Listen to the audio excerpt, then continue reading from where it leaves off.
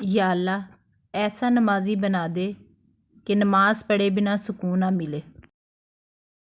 جس نے نماز کو تھام لیا اس نے کامیابی کو تھام لیا۔ نماز وسیلہ ہے اللہ سے ملاقات کا، نماز سے ہی کامیابی ہے۔ غلطی اور بھول ہر شخص سے ہو جاتی ہے، لیکن سمجھدار وہ ہوتا ہے جو جلد اللہ سے رجوع کرے۔ جو نماز نہیں پڑھتا وہ سکون کا مطلب نہیں جانتا۔ نماز ایسے پڑھو جیسے تم سے زیادہ کوئی گنہگار نہیں، بے شک اللہ سے زیادہ کوئی مہربان نہیں۔ خدا ایسا نمازی بنا دے کہ نماز پڑھے بغیر گزارا نہ ہو۔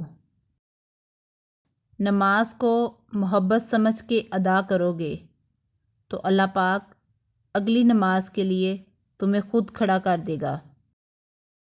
نماز اتنی ہی ضروری ہے جتنا کہ جینے کے لیے سانس لینا ضروری ہوتا ہے۔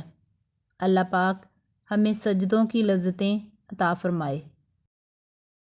اپنے بہترین وقت کو نماز کے لیے وقف کر لو، کیونکہ تمہارے سب کام تمہاری نماز کے بعد قبول ہوں گے۔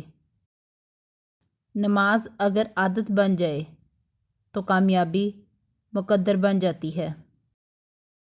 نماز میں اپنا دل لگانا سیکھو تاکہ اللہ بھی راضی رہے اور دل کو بھی سکون رہے۔ اور نماز تو مٹی سے بنے انسان کو سونا بنا دیتی ہے۔ دعا اپنے لیے مانگنا عبادت ہے اور دوسروں کے لیے مانگنا خدمت۔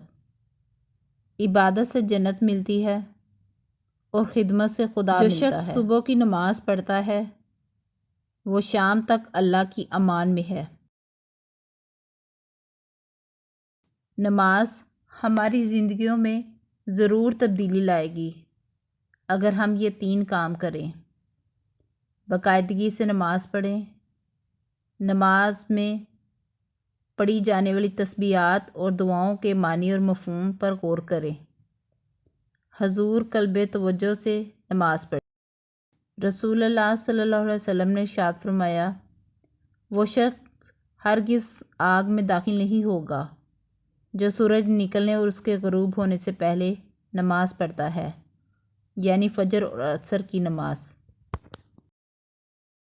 رسول اللہ صلی اللہ علیہ وسلم نے فرمایا، فجر کی 2 رکعتیں دنیا اور دنیا میں جو کچھ ہے ان سب سے بہتر ہے۔